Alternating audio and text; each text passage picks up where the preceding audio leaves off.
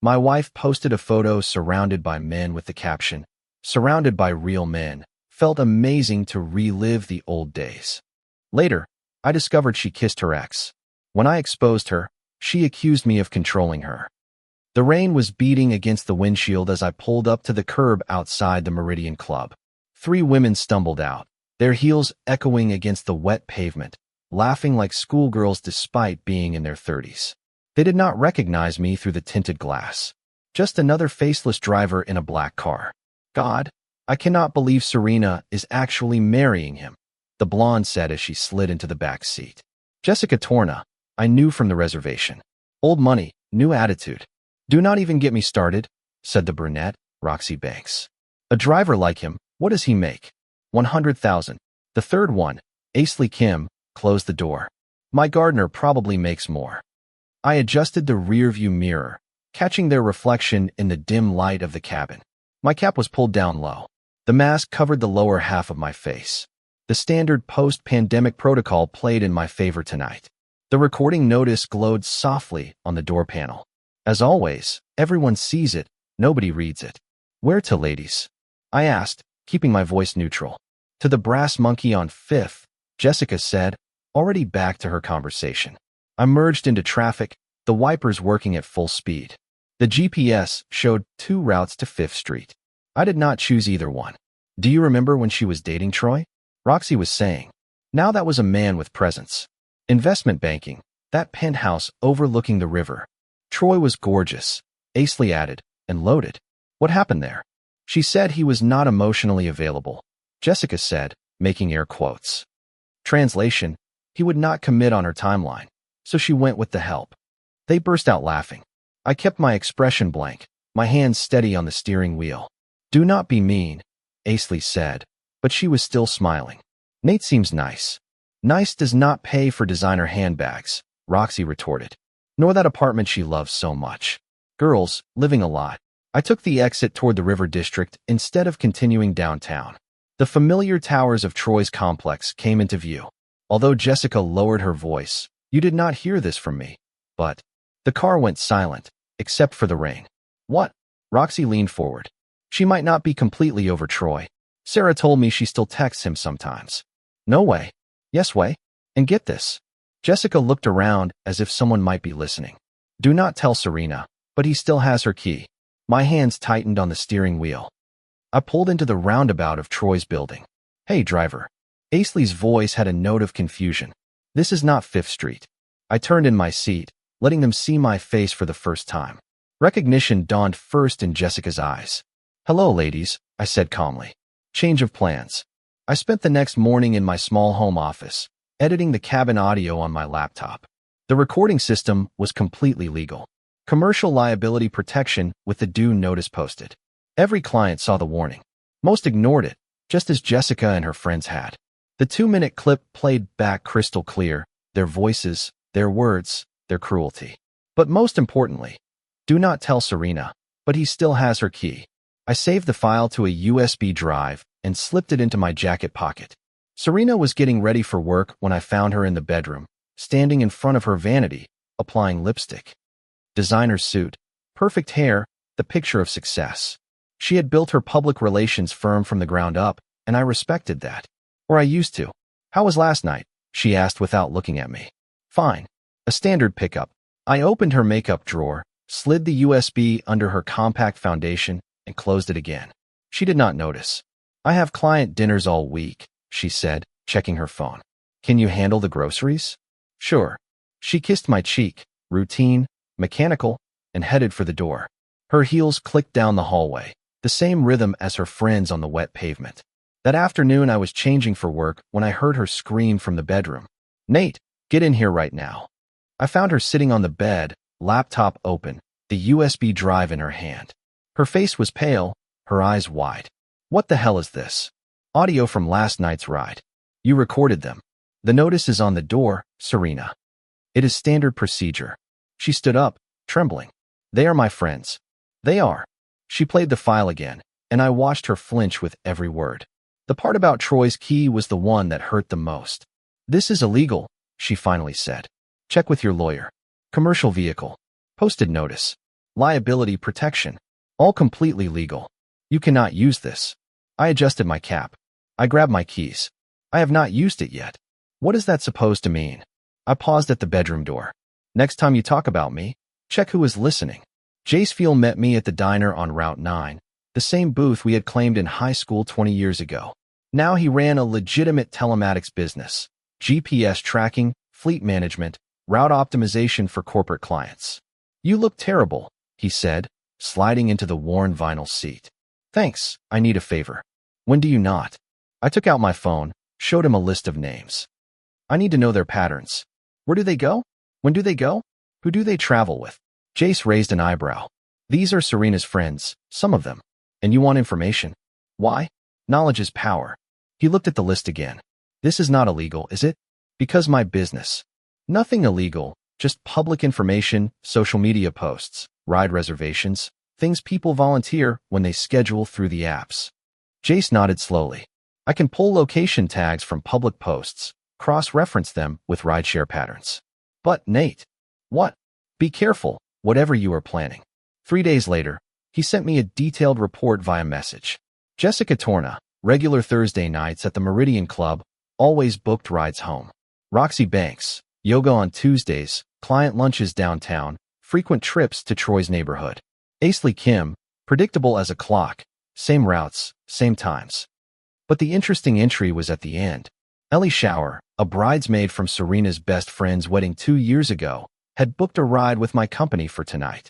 She was waiting at the pickup lane when she came out of the office building, tall, athletic, with a nervous energy. She got into the back seat and immediately went quiet when she saw my reflection in the mirror. You are Nate, she said softly. And you are? Her hands fidgeted with her purse strap.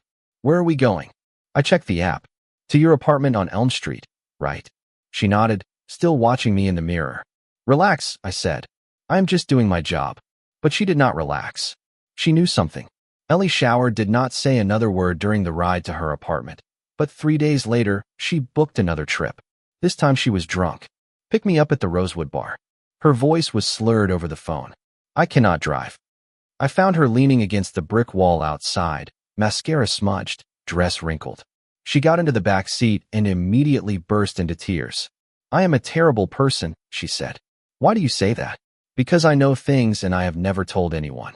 I adjusted the mirror to see her better. What kind of things? She fumbled with her phone, scrolling through wedding photos.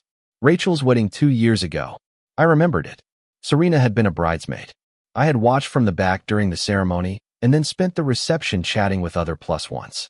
I was taking pictures all night, she continued. Candid shots, you know, for the bride. She held up her phone, showing me a photo timestamped 11:47 p.m. Behind the reception tent, partially hidden by white fabric and strings of lights, 2 figures were kissing. The woman was definitely Serena. I would recognize that red dress anywhere. The man was not me. That is Troy, she whispered. Rachel's cousin brought him as a plus one. I pulled over, put the car in park. Can I see that? She handed me the phone with trembling fingers. The image was clear, well lit, unmistakably them. There were 3 more photos in the sequence, all timestamped within a minute. Rachel begged me to delete them, Ellie said. She said it would ruin the wedding memories. So I told everyone I did. But you did not. I could not. And if someday, she looked at me with red-rimmed eyes. And if someday someone needed to know the truth. I handed her back the phone. What do you want to do about it? She was silent for a long moment, looking at the photos. Then she opened her AirDrop settings. I want to do the right thing, she said and sent all 4 images to my phone. I drove her home in silence. When she got out, she turned back to me. I am sorry, Nate. I should have told you sooner. You told me when it mattered. That night, I created a second USB drive. No audio this time. Just 4 photos with their timestamps. Serena's company was hosting a client mixer on the rooftop of the Meridian Tower, the same building where her friends had mocked me a week earlier. It is ironic how things come full circle. I was not invited as her husband. I was hired as a freelancer, part of the VIP car service for high-level guests. Black car, professional distance, invisible. Again, the guest list was interesting. I had studied it for 3 days, cross-referencing names with Jace's data. Most of Serena's social circle would be there, plus potential clients, local business owners, and a few surprise additions. Troy Bale was one of them. I picked him up from his penthouse at 7 o'clock. He slid into the back seat in a charcoal suit that probably cost more than I made in a month. To the Meridian Tower, he said without looking up from his phone. Yes, sir. I had driven him before, though he never remembered me. Rich guys like Troy see drivers as furniture, present, but irrelevant. Tonight, that worked perfectly. The ride took 12 minutes through downtown traffic. Troy spent it making calls about some acquisition deal, talking loud enough for me to catch every detail. When we arrived at the tower, I got out to open his door. Have a good evening, Mr. Bale. He grunted something that might have been a thank you and disappeared into the building. I parked in the service area and took the freight elevator to the rooftop. The party was already in full swing. String quartet, open bar, the city lights twinkling below. Serena was near the center, holding court in a black cocktail dress. Her laugh carried over the music. She was presenting the company's new digital strategy when Troy walked in. The timing was perfect. Her words faltered mid-sentence when she saw him across the crowd. A few heads turned, following her gaze. The whispers started immediately. I stood by the service bar, invisible in my driver's uniform, watching the social dynamics unfold. Jessica Torna was at Troy's side within minutes. Roxy Banks was not far behind. Aisley Kim stayed on the sidelines, looking uncomfortable. The party photographer circulated through the crowd, capturing candid moments for Serena's marketing materials. I made sure to stay out of the shot, but I watched him work. Serena finished her presentation to scattered applause and then made a beeline for the ladies' room.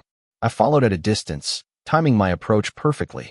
She came out of the restroom looking composed, but I could see the tension in her shoulders. Hello, Serena. She spun around, eyes wide. What are you doing here? Working, just like you. You brought him here, did not you? To Troy. He booked a ride. I provided the service. Her voice dropped to a harsh whisper. You are trying to humiliate me. I am trying to make a living. She moved closer. The fury radiated off her like heat. I know what you are doing, Nate. All of this. The recording, following my friends. Ma'am, is everything all right? We both turned. The photographer was 10 feet away with his camera raised, having captured our intense confrontation in the frame. Serena's public smile snapped back into place. Everything is perfect. Just saying hello to my husband. The photographer lowered his camera, looking confused but satisfied. Another candid moment for the portfolio. Serena brushed past me towards the elevator. Her shoulder bumped mine as she passed. This is not over, she whispered. The email arrived in Serena's work inbox at 9:15 on Monday morning. I know because I was watching the building from across the street. When she arrived at the office, the sender was listed as a concerned friend. The subject read, Audio you should hear. Attached was the 2-minute clip of Jessica, Roxy, and Aisley mocking me and the bombshell about Troy's key. By 9:45, Serena's assistant was fielding calls.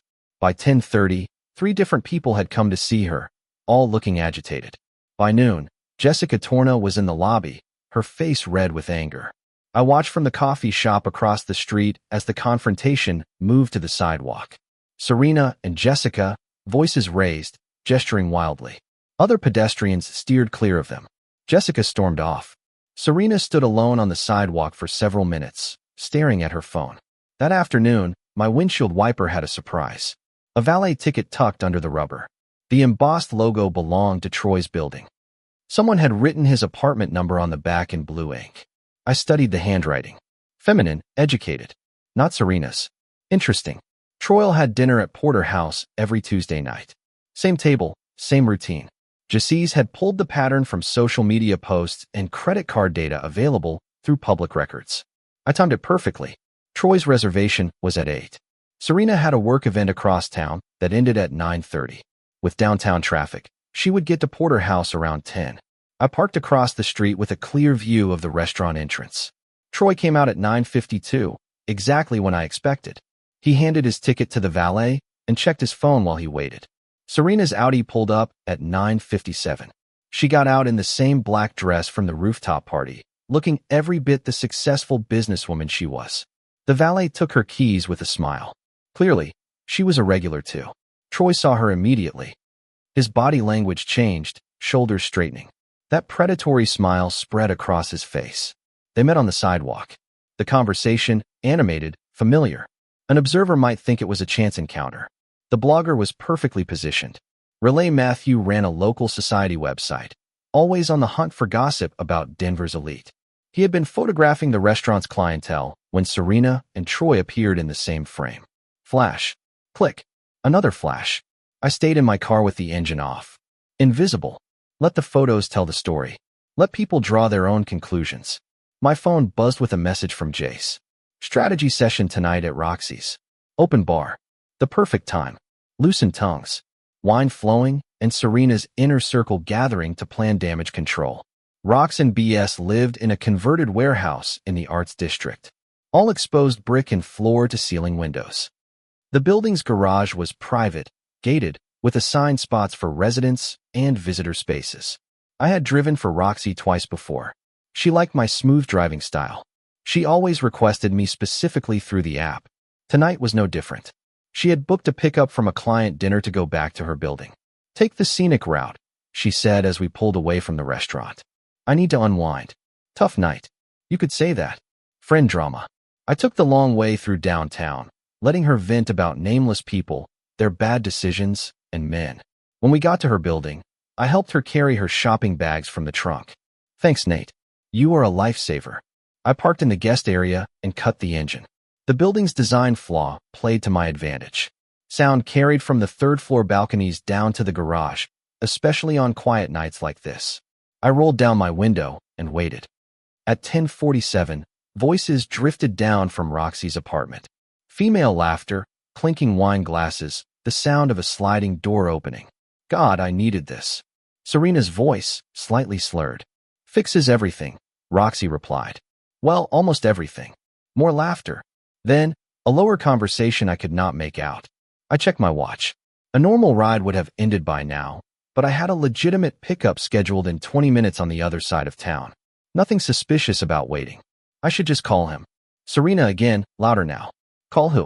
Aisley Kim's voice joined the conversation. Troy. Maybe I should just meet with him.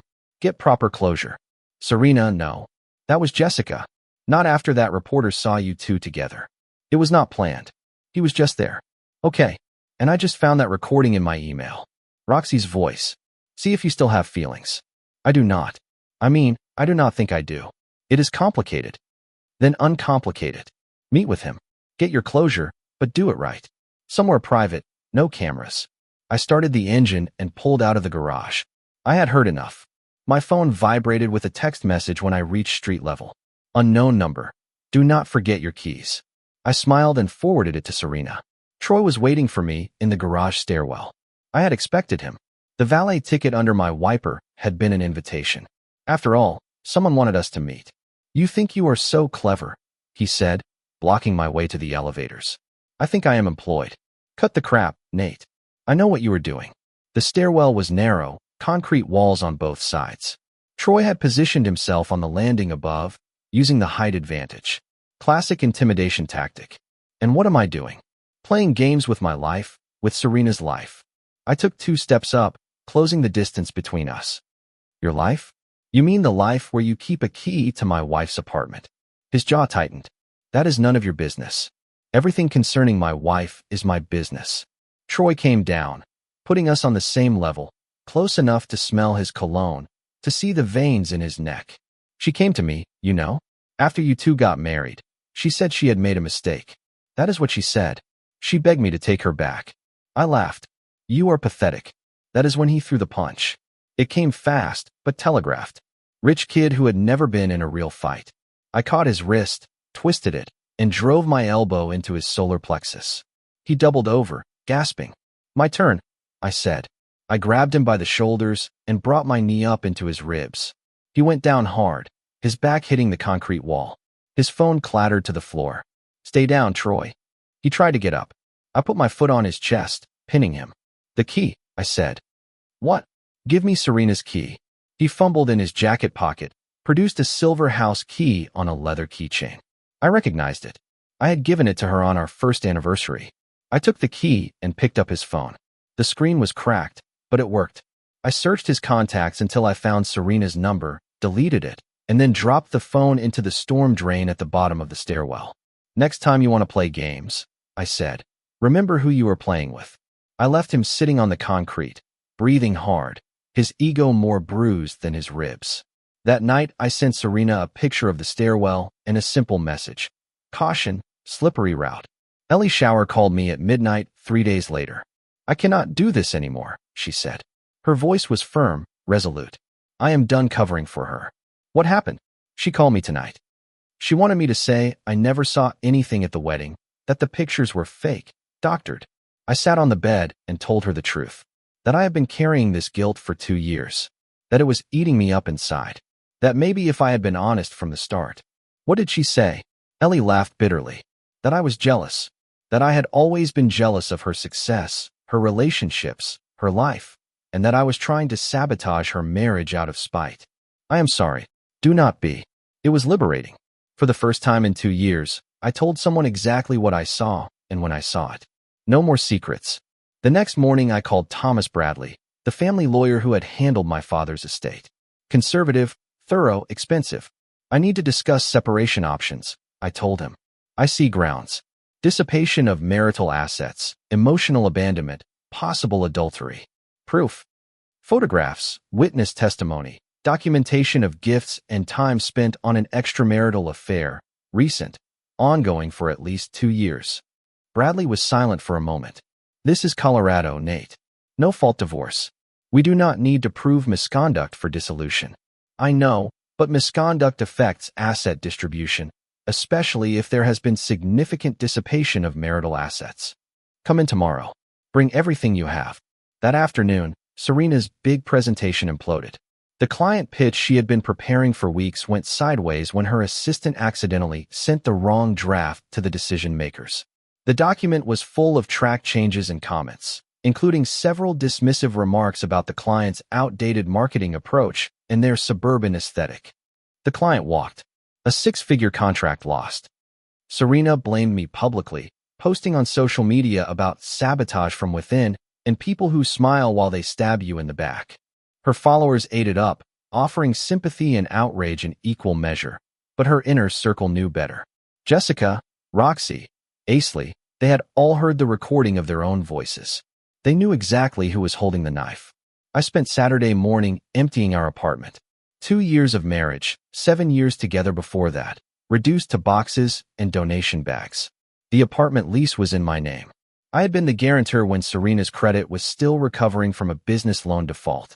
The furniture was also mostly mine, purchased over time as we built our life together. I called Goodwill to schedule a pickup. Everything except the essentials, clothes, electronics, a few personal items. The tax deduction would be substantial. Serena was at a weekend client retreat. Some team building exercise in the mountains. She would not be back until Sunday afternoon.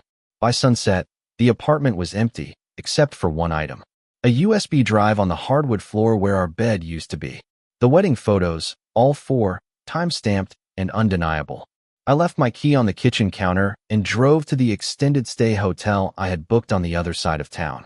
Clean, anonymous, temporary. My phone rang at 8:23 p.m. What have you done? Serena's voice was choked with tears. I moved out. You cannot just. The apartment. Check the lease. My name, my signature, my liability. Where am I supposed to live? That is not my problem anymore. Nate, please, we can fix this. Whatever you think happened. I know what happened. The question is if you are finally ready to be honest about it. Silence. Then, the USB drive. Where did you get those pictures? Does it matter? They are fake. Photoshopped. No, they are not. How can you be so sure? Because I trust my source more than I trust you. She hung up. The storm hit Denver like a sledgehammer, turning the interstate into a hydroplaning nightmare. I was going to return Serena's laptop bag. She had left it in my car months ago, and I had found it while packing. Professional courtesy, nothing more. I pulled up in front of her new apartment building, a generic complex in the suburbs where she had moved after losing our flat. The bag was waterproof, expensive leather, the kind of thing she bought to Project Success. I left it by her door with a typed letter. Formal separation agreement, division of assets, terms of no contest, clean, legal, final. That is when I saw the headlights in my mirror, Troy's BMW, black as night, pulling out of the visitor parking area. He had been waiting. I got back in my car and merged onto the main road. He followed me. The city streets were manageable, But when I got on I-25, the game changed. The rain turned the asphalt to glass. Visibility was down to about 50 yards. Troy accelerated, pulling alongside me in the left lane. His window was down despite the downpour, shouting something I could not hear over the storm. I tapped my brakes.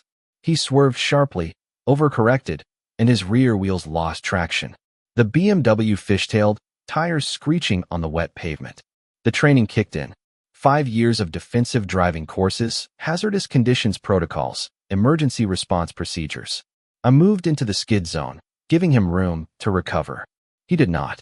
The BMW completed a full rotation before sliding backward into the guardrail with a shriek of metal on metal that cut through the rain. Steam billowed from its crumpled hood. I pulled over on the shoulder, emergency lights flashing, and ran back through the storm. Troy was conscious but dazed, the deflated airbag draped over his lap. "Can you move?" I asked. He nodded, fumbling with his seatbelt. "Good. Then listen carefully. This ends now. No more following me. No more games. No more contact with my wife. Are we clear?" He stared at me through the rain, water streaming down our faces. "Are we clear?" I repeated. "Yes," he whispered. "We are clear." I helped him out of the car and made sure he could stand on his own. His BMW was a total loss, but he would live. Sometimes that is the best you can hope for. I drove home through the storm, the wipers fighting a losing battle against the rain. In my rearview mirror, Troy's headlights faded into the darkness. The separation papers were on my passenger seat, signed and notarized.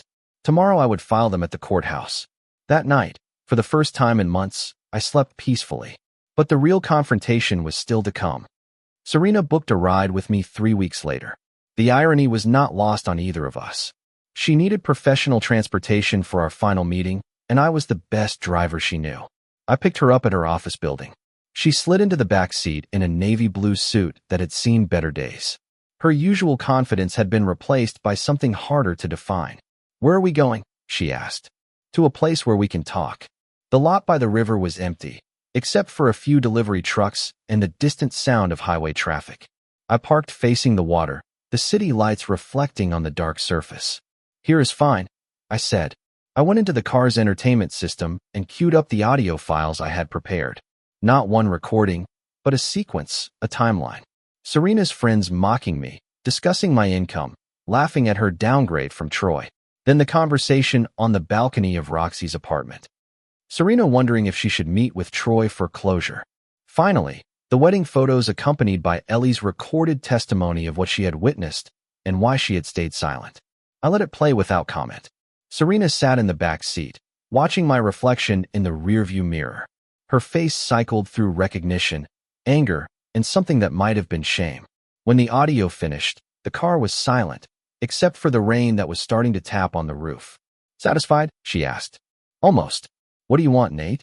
An apology, pleading, tears. "I want the truth." She laughed, but there was no humor in it. "What truth? That I missed Troy? That I was unhappy? That I made mistakes? All good. Yes, I missed him.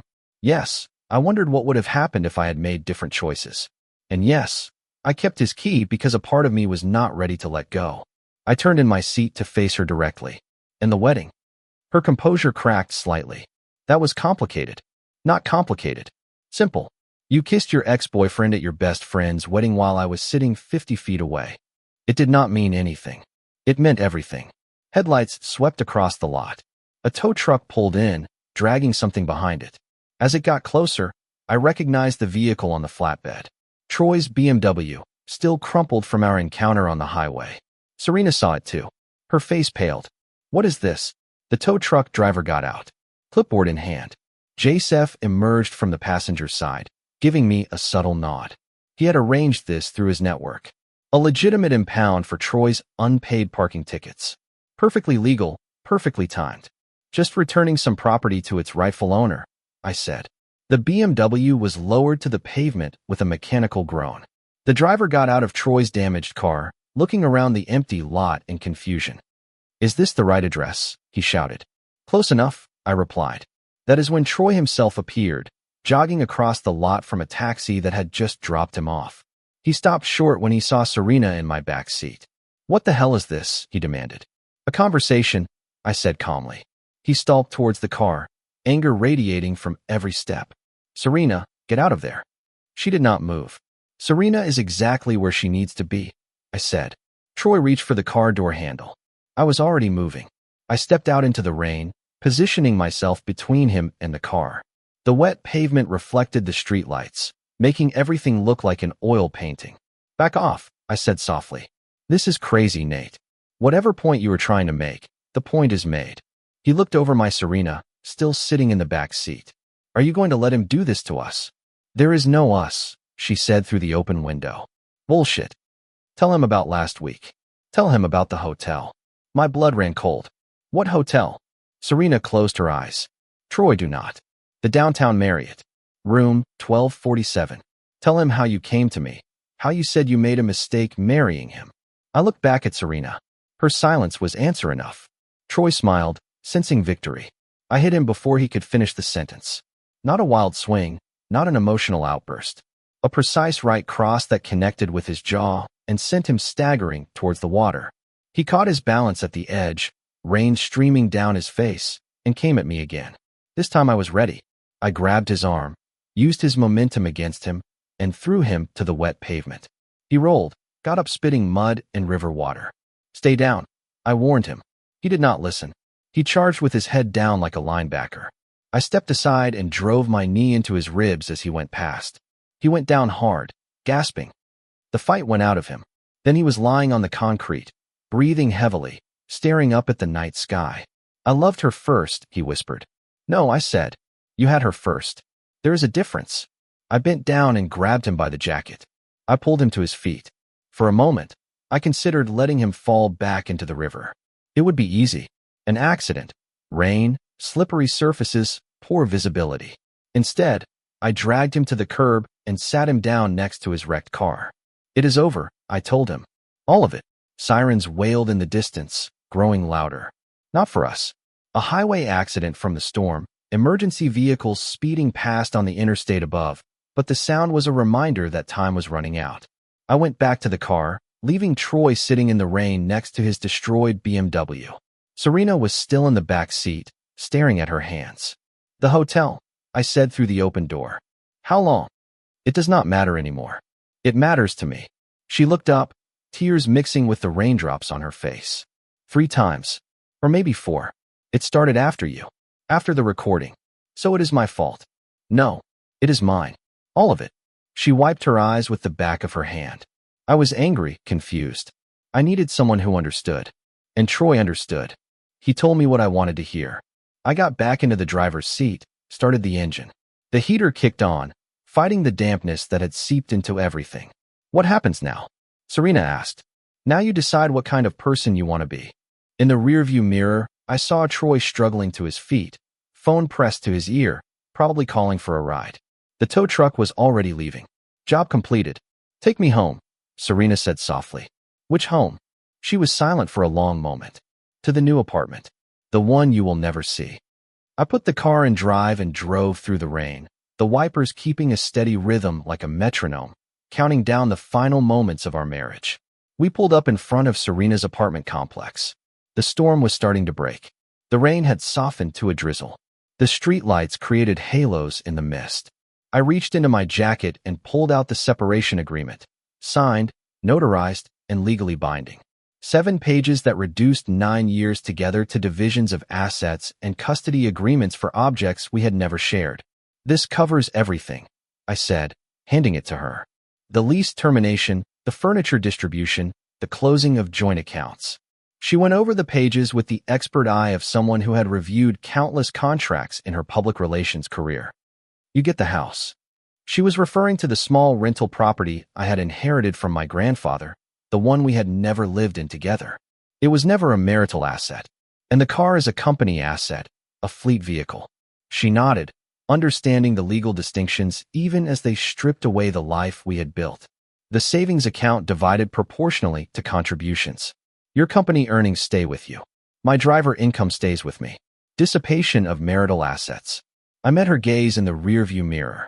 Documented hotel receipts, restaurant charges, gifts purchased with joint funds for someone outside the marriage. Her face hardened. You have been tracking me. I have been protecting myself. She signed each page with sharp, angry strokes. Then she handed the papers back to me. Anything else? She asked. I reached into my other jacket pocket and pulled out a USB drive. Different from the others, older, more worn. I placed it in the palm of her hand. That is everything, I said. Audio recordings, photographs, witness statements, financial records, every piece of evidence I have collected over the last 6 months. She stared at the small device. Why are you giving me this? Because I do not need it anymore. What is stopping me from destroying it? Nothing. It is yours now. Do what you want with it. She closed her fingers around the USB drive and got out of the car. I watched her walk towards the apartment building, her shoulders straight despite everything that had happened. At the entrance, she turned back. Nate. Yes. Were we ever happy? Really happy? I considered the question. I thought about the early years, the laughter, the plans we had made together. I said finally. She nodded once and disappeared into the building. I stayed in the parking lot for several minutes after she was gone, the engine idling, the heat on. The rain had stopped completely, leaving the world clean and gleaming under the streetlights.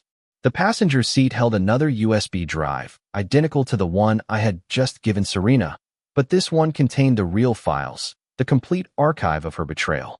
Troy's manipulation, the cruelty of her friends, all documented, time-stamped, legally obtained. I did not need it anymore, but I kept it anyway, not for revenge. That was over. For a reminder, for the next time someone tried to make me feel small. My phone vibrated with a message from Jace. Beer tomorrow. I replied, sure. My treat. Another message, this one from an unknown number. Driver available. Need pickup at 10 p.m. Business as usual. The city was full of people who needed a ride, who needed someone reliable behind the wheel, someone they could trust to get them to their destination safely. I pulled out of the parking lot and onto the main road. The streets were slick, but manageable. The storm had passed, like a cleansing wave. In the rearview mirror, Serena's apartment building grew smaller until it disappeared completely. I drove towards downtown with the radio off, focused on the road ahead. Somewhere in the city, someone needed a driver, someone who would listen without judgment, who would take them exactly where they asked to go. No detours, no hidden motives, just professional service from someone who understood the value of being reliable. The sound of the engine was steady, sure, carrying me towards whatever came next.